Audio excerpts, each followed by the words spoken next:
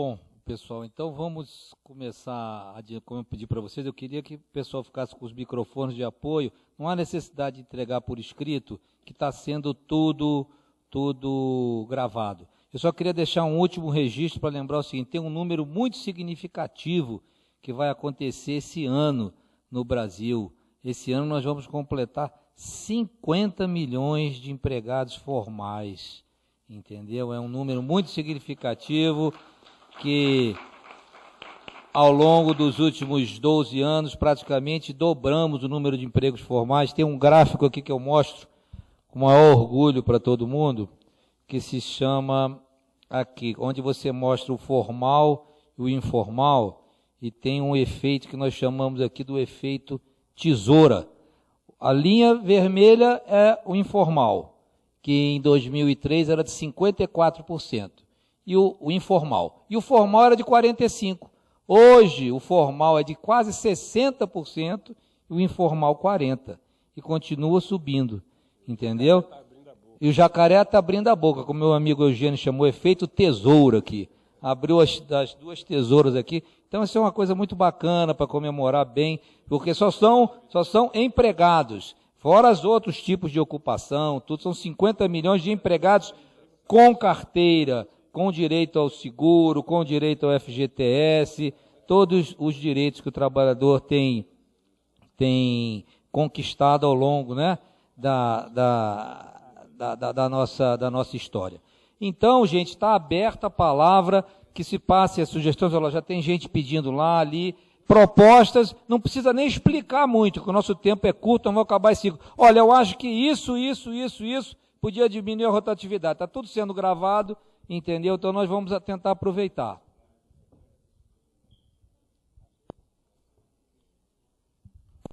Boa tarde a todos, eu sou Florisvaldo da Bahia, da Construção Civil. Nessa comemoração que nós estamos tendo aí de 50 mil trabalhadores de carteira assinada, 50 milhões. É preciso que o Ministério também vá nesse mesmo caminho para ter auditores fiscais para fiscalizar esses direitos.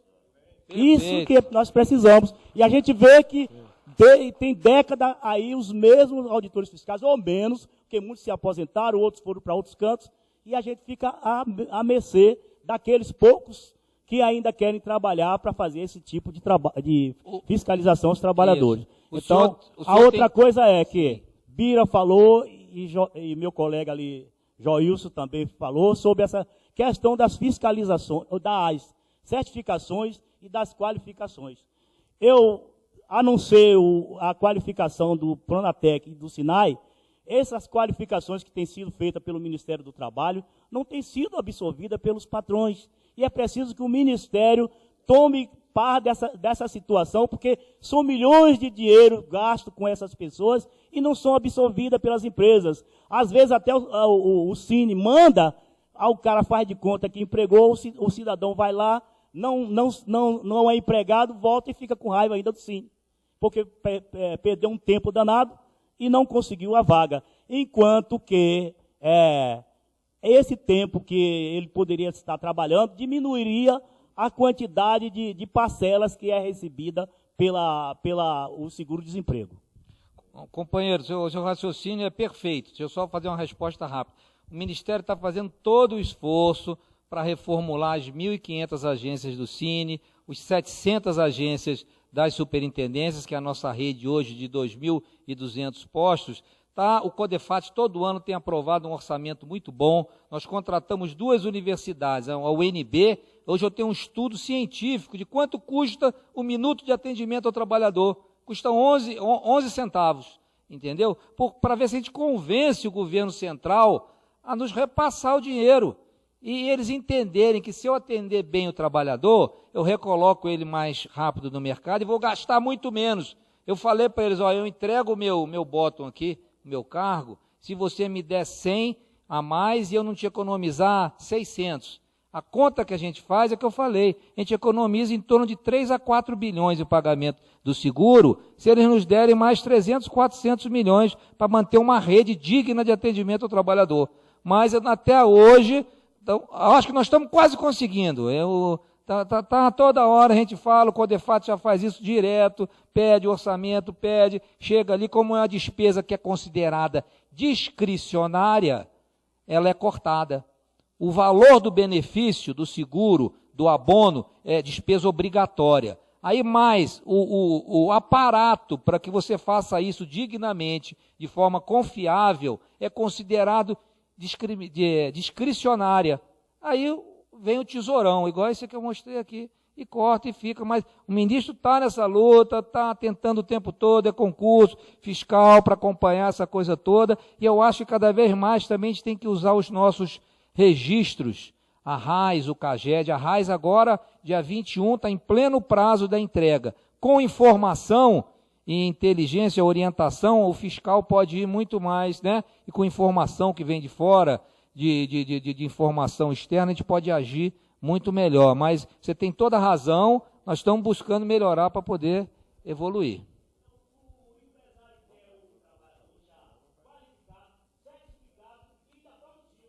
Perfeito.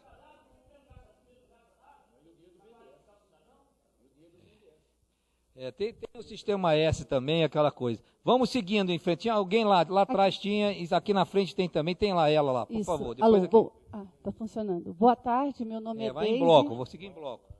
Meu nome é Deise, eu sou do Movimento Sindical Bancário e de São Paulo.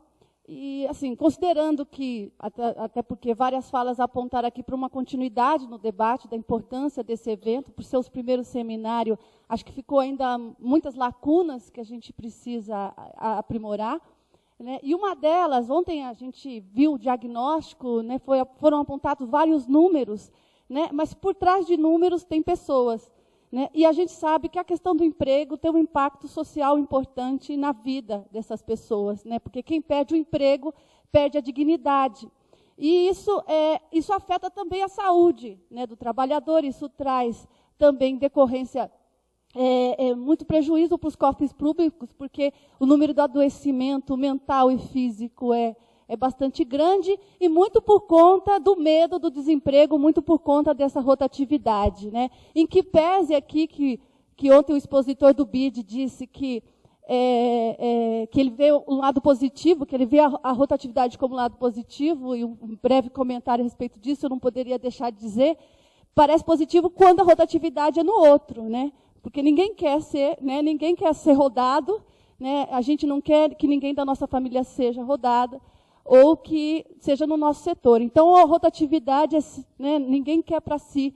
Não é à toa que os concursos públicos são altamente disputados, porque as pessoas buscam estabilidade. Então, isso afeta a vida, a saúde desse trabalhador. Então, acho que para os próximos seminários, a minha proposta é que a gente possa fazer um cruzamento com essa questão social, com a saúde desse trabalhador, né, ver o aspecto social e o valor do trabalho.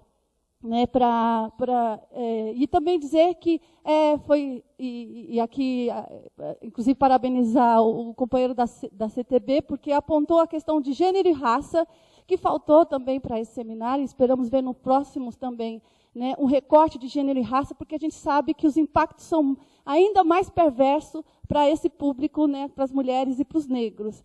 E, por último, também é um desejo meu, e acho que das companheiras aqui, que a mesa seja mais democrática e tenha a representação feminina entre as expositoras e expositores. Perfeito. A mulher ganha 15% a menos que os homens, diz os dados da RAIS. Realmente. Mas cada dia a mulher está estudando mais e está diminuindo essa diferença. Né? Vai chegar lá. Por favor. Boa tarde, Joel, CTB, Maranhão. Eu acho que um dos pontos que poderia entrar nessa nossa discussão aqui, um melhor controle às JUSEMAS estaduais. Nós temos aí as JUSEMAS que as empresas, o mesmo empresário cria várias empresas e aí quebra uma e continua no negócio, continua pegando dinheiro público e fazendo, na verdade, rotatividade. E acho que as JUSEMAS precisam entrar nessa discussão para o governo ter mais controle, porque essa é uma forma do empresariado brasileiro burlar a legislação, porque ele diz que está quebrado. Inclusive é o seguinte, ações judiciais, quando eles perdem, eles quebram as empresas e aí prova que está, e diz lá, prova, não paga os trabalhadores e estar no mesmo mercado, na mesma planta, no mesmo lugar, operando. Então, eu acho que essa é uma proposta que tem que entrar nessa discussão, porque essa é uma questão de fundo. A outra coisa é que a gente sabe o seguinte, a CTB entende que a redução da jornada também faz com que a rotatividade diminua. Isso são propostas que tem que estar. Nós temos que entrar na redução da jornada, porque um país como esse não pode mais aguentar 8 horas. Nós temos que ir para 6. Essa é a discussão do dia, não podemos ficar nisso. Nós queremos empregos bons, mas teremos que ter condições de lazer, de estudar. É isso, se vocês querem, empresariado quer, mão de obra qualificado, dê tempo para nós, trabalhadores, estudar. Muito obrigado pela contribuição. Aqui na frente tem bastante gente. Aqui e aqui, ó. Aqui. Tá bom, vamos lá. No máximo 2 minutos por proposta, hein, gente? Para todo mundo poder falar. Oi. Boa tarde, eu sou Célia do Ministério do Trabalho Brasília. Foi falado aí sobre aumento do Cine. Eu acho que ao invés de aumento de Cine, deveriam abrir agência do Ministério do Trabalho, porque Cine muitas vezes dá trabalho para a gente. Igual eu, por exemplo, trabalhei junto com o pessoal do Cine, tinha muito erro de carteira de trabalho, a gente que tinha que estar atrás de conserto desse serviço. Então, eu acho que deveriam abrir mais agências do Ministério do Trabalho. E quanto os empresários que pedem sobre experiência de trabalho, eu, por exemplo, quando eu comecei a trabalhar, no início, o primeiro serviço que eu fiz, que eu fui atrás, eu falei que eles pediram experiência. Aí eu falei assim, se eu nunca trabalhei, eu estou trabalhando pela primeira vez, se vocês não me derem uma oportunidade, como é que eu vou ter experiência, né? Então, vocês têm que rever isso aí, sobre experiência no mercado de trabalho. Sobre isso aí. Obrigada. Obrigado. Boa tarde. Eu não sei se seria um momento, mas uma das sugestões que eu tenho é uma só. Que seria o modo de mudar a lei de licitações que existem hoje.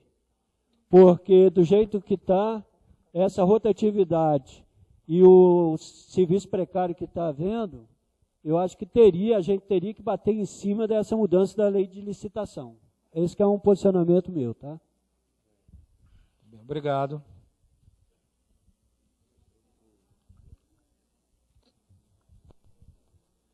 Boa tarde, eu sou a Flávia, sou da Secretaria Municipal de Trabalho e Emprego de Porto Alegre.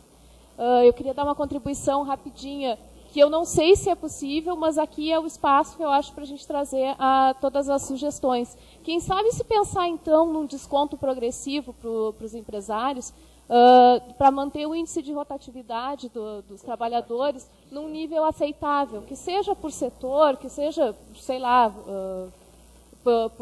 por tamanho de empresa, enfim, que ele mantendo esse nível de rotatividade dentro de um nível aceitável, ele ganhe desconto progressivamente por cada ano que ele vá conquistando e mantendo aquele nível de rotatividade dentro do que é aceitável, já que não se procura aqui uma proposta para que tenha a estabilidade, e sim para que se mantenha a economia aquecida, o trabalhador sempre progredindo, tendo novas oportunidades, e que esse desconto ele seja mais vantajoso tanto para o trabalhador quanto para o empresário, do que fazer o acordo para conseguir, então, o seguro-desemprego e o fundo de garantia. Obrigado. Boa proposta, viu? Nós vamos... Depois, se você escrever alguma coisa mais sobre isso, manda para a gente, tá? Boa tarde a todos. Eu queria primeiro parabenizar pela iniciativa do seminário. Eu também sou do Rio Grande do Sul, tenho uma companheira ali. Eu notei nesse seminário que a gente discutiu três linhas, que é em cima do trabalhador, em cima do governo e em cima do empresário, né? Eu não sei, mas todas as falas aqui convergem para o mesmo problema, a questão do empresário, sugando sempre, ou sugando o trabalhador, ou sugando o governo, né? Eu fico pensando se essa linha de aumentar incentivos para o empresário, se lá na ponta ele não vai transformar isso em lucro apenas. Essa é a questão. Além disso, ele ainda extirpa o meio ambiente também. Essa é outra questão. Então, e sobre a questão das superintendências regionais de trabalho, eu acho que um dos problemas é que falta a produtividade. Na minha cidade lá, por exemplo, é uma superintendência, um fiscal para várias cidades. Então ele não tem como fazer um bom serviço. É humanamente impossível. Obrigado. Obrigado. Vamos lá. Pois é, ele já pediu aqui várias. Boa tarde, eu sou Adenilson, sou lá do Sintel, Minas, e junto com os companheiros da Fitel, nós estávamos até conversando justamente sobre um grande problema que está sendo gerado atualmente. Nós pegamos, por exemplo, o setor de telemarketing, se trata de um setor que pega jovens, que está adoecendo muito esses jovens, joga essa conta na conta da Previdência, fere de uma certa forma o seguro-desemprego, porque a rotatividade deles, o turnover, é de 7 meses a 15 meses, porque ele não consegue ficar mais do que esse tempo numa determinada empresa.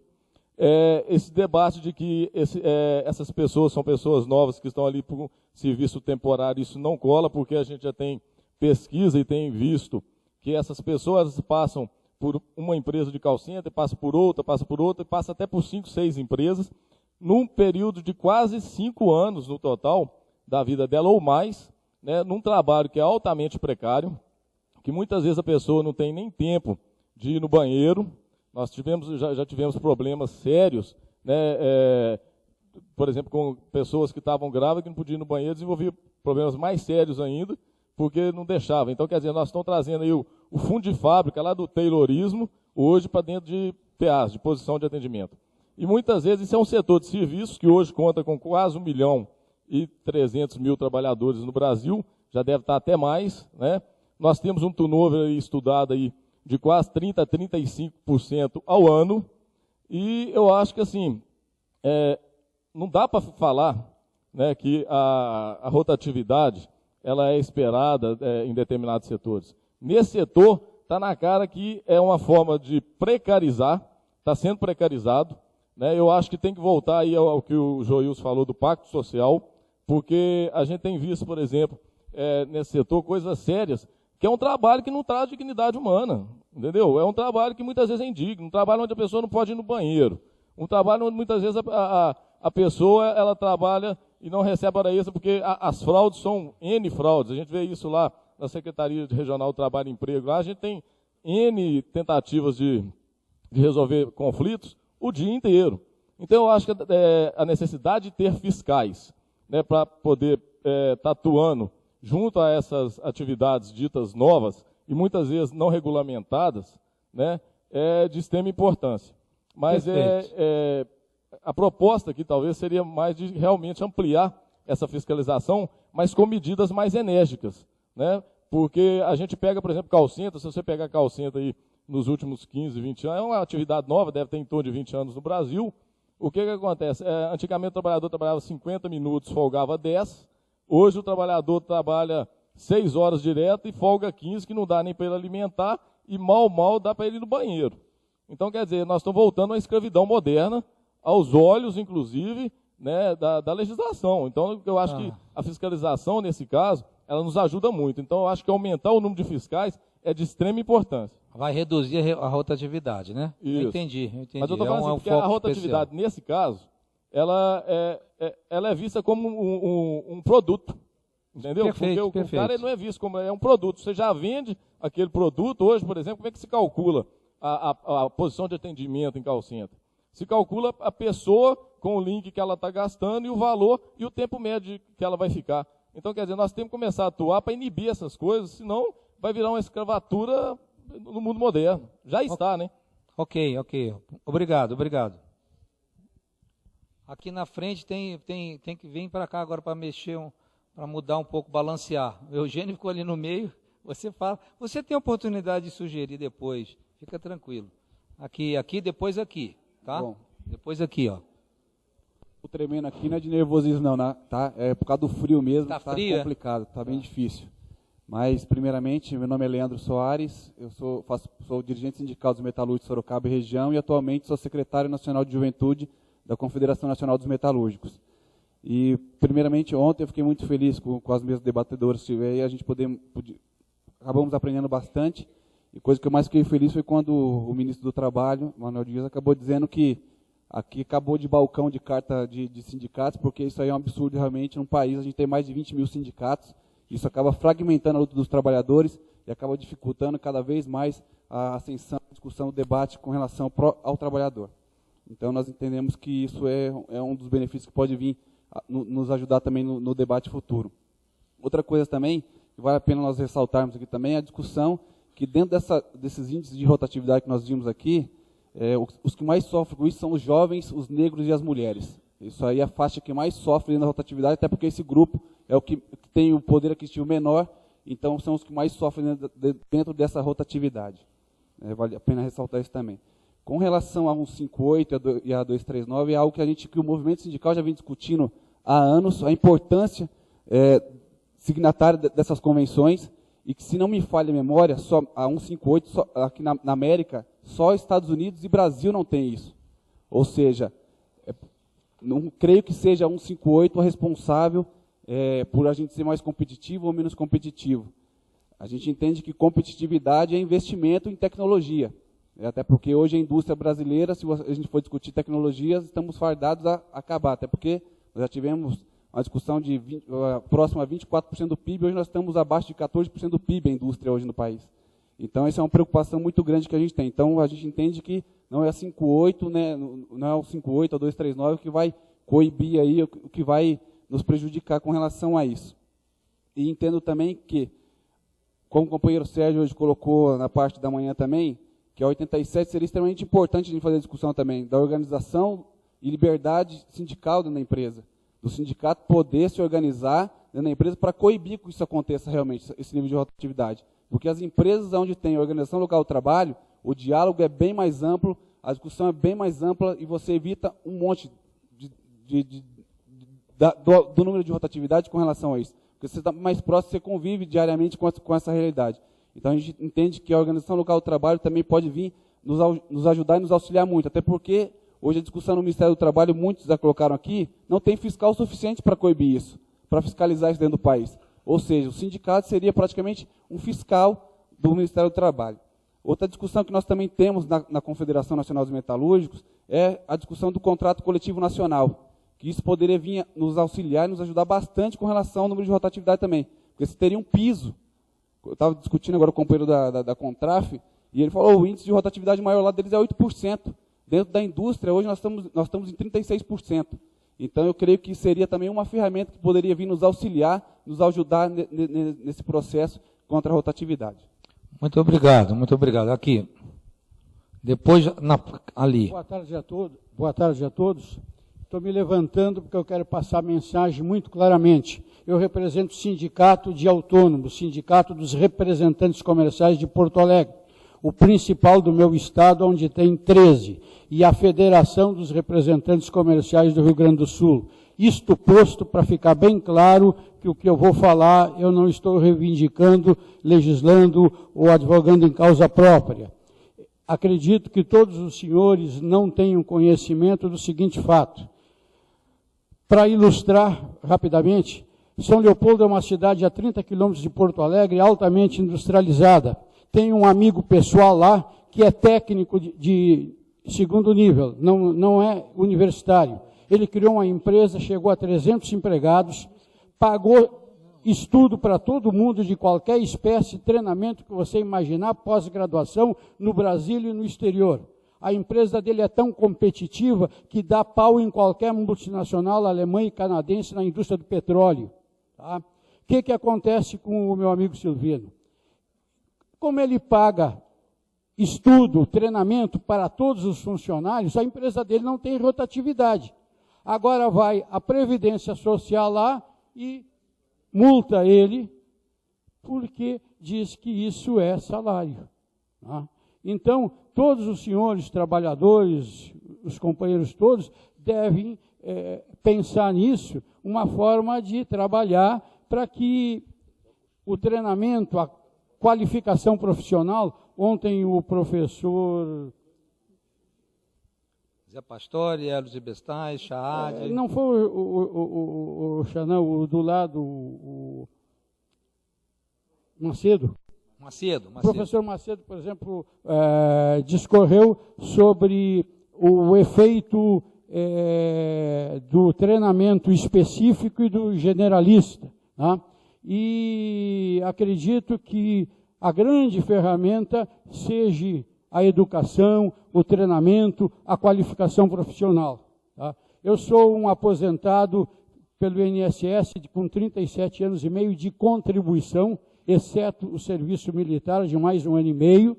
Me aposentei, sou representante comercial ativo, tenho 73 anos, tá? Continuo na ativa. Então eu tenho um foco bastante abrangente sobre o assunto. Trabalhei em empresa, dirigi empresa de 2.000 empregados, uma multinacional, então eu sei da importância de dar o treinamento. Eu tenho mais 2 ou 3 exemplos de empresas líderes no Brasil. Tem em Porto Alegre uma outra empresa, não sei se vocês já viram falar, uma fábrica de sabonete chamada Memphis, com PH. Tá? A Memphis paga também para todo mundo. Eu tinha uma filha engenheira que trabalhou 3 anos lá, pagaram pós-graduação na Fundação Getúlio Vargas. Agora, vai ver a rotatividade lá. A rotatividade se dá nos níveis superiores da pirâmide de trabalho. Pessoal de baixo, faxineiro que entra, eles obrigam a trabalhar. Tem uma multinacional americana também no Rio Grande do Sul, comprou uma empresa local, a M&M, M-E-M, Mars e Mars, de chocolates e tal, em tudo que é armazém, bar, os produtos deles. Essa empresa, o sujeito entra lá, é obrigado a fazer alguma coisa para se qualificar. Um minuto para concluir, companheiro. Um minuto para concluir. Um amigo meu que é engenheiro em 2 modalidades, foi para lá, foi obrigado a fazer uma especialização de língua inglesa para satisfazer. Então, eu quero dizer, a minha mensagem é essa. A qualificação é importantíssima. Agora, é preciso que todos os senhores tenham consciência e achem um jeito de fazer pressão para que quem concede esse benefício não seja penalizado. Muito obrigado a todos. Obrigado. Ali, vamos, mais 2 últimas perguntas para a gente fazer um encerramento com a presença do ministro. Aqui, ali. E o Eugênio lá. 3, rapidinho. Mas, gente, objetivo, por favor. Objetivos. Boa tarde a todos e a todas. Fernando Jogaib, Federação Interestadual de Sindicatos de Engenheiros e Sindicato de Engenheiros de Volta Redonda. Eu gostaria de só enfatizar um ponto da palestra, dos dados apresentados pelo DIEESE, que me causou uma certa surpresa e vale a pena pensar, que foi a rotatividade, ela vem aumentando um valor significativo 2003 até o 2013. Quando chegou em 2008, por algum motivo, fica no ar, a rotatividade aumentou. Depois voltou aos níveis normais. E eu gostaria de não conseguir perceber, porque foi rápido demais a passagem, se essa rotatividade em 2008 foi provocada pelas empresas ou a pedido dos empregados. E como sugestão, eu acho que vale a pena um estudo em relação à questão da rotatividade, vinculado à lucratividade das empresas e produtividade das empresas. Eu acho que esse estudo, ao longo do tempo, também acho que conseguiria mostrar um dado que possa você tentar estabilizar em determinado momento a questão da rotatividade. Muito obrigado pela contribuição. Aqui, mas esses 2 aqui, o Manuel Eugênio e o companheiro lá, por favor, para a gente encerrar, para vir fazer um encerramento aqui com o ministro.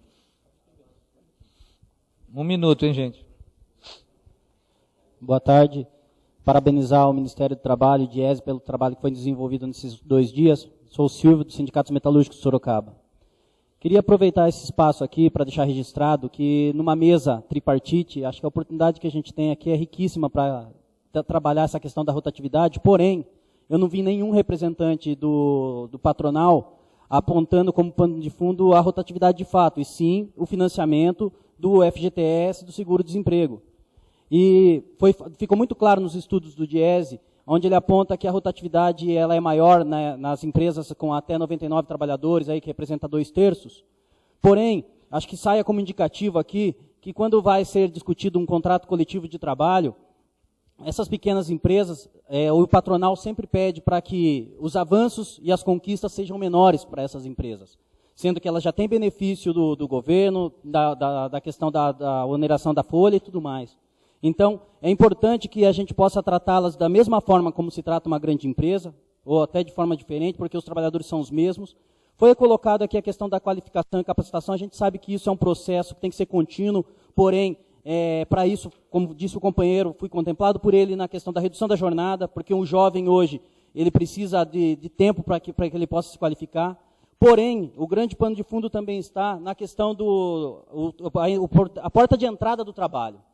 Hoje o mercado está tão fracionado que você entra, não precisa de fato, como foi dito aí, que o empresário gasta muito dinheiro com treinamento, por que não? Hoje as funções de entrada de mercado, com 2, 3 semanas, e o modelo de trabalho é muito semelhante entre um e outro, então todo mundo consegue fazer, e aí a hora que vem a demissão, ele contrata, traz outro de volta, e com menos de 3 meses, não passa por dentro do sindicato, a gente não fica sabendo, e depois aí quem alimenta a raiz é o empresário.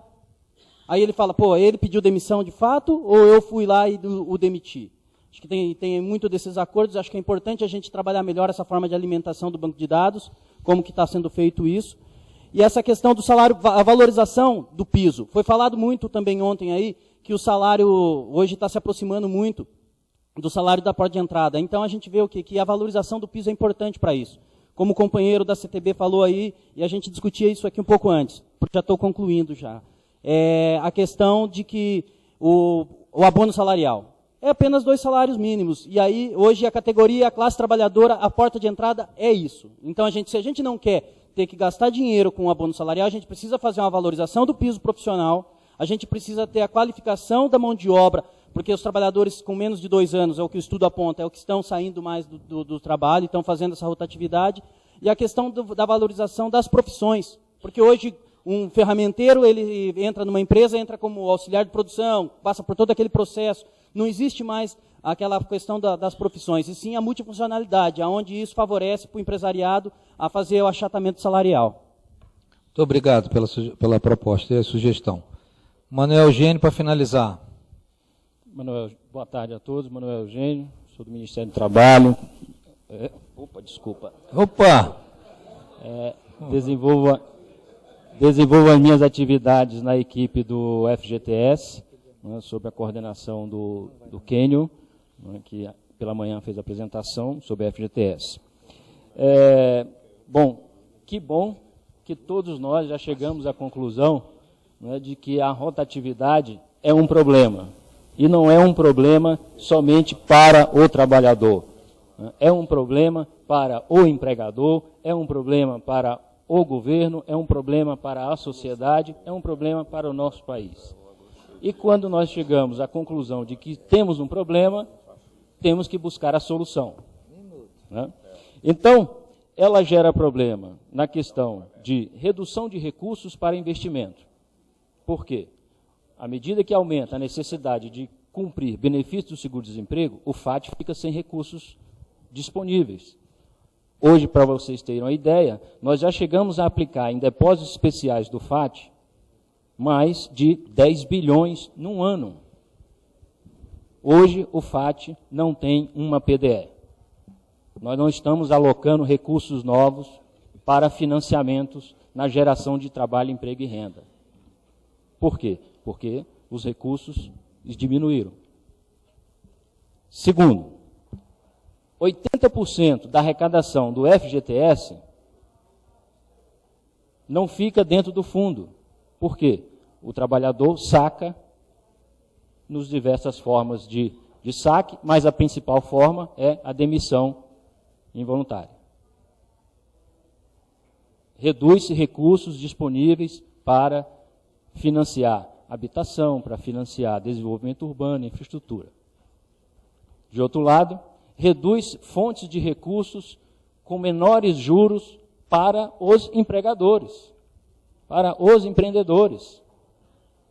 Atualmente, No BNDES, o FAT representa menos de 40% do passivo do BNDES. Porque o FAT é quem empresta recursos ao BNDES. Para concluir, Eugênio, para concluir, por favor.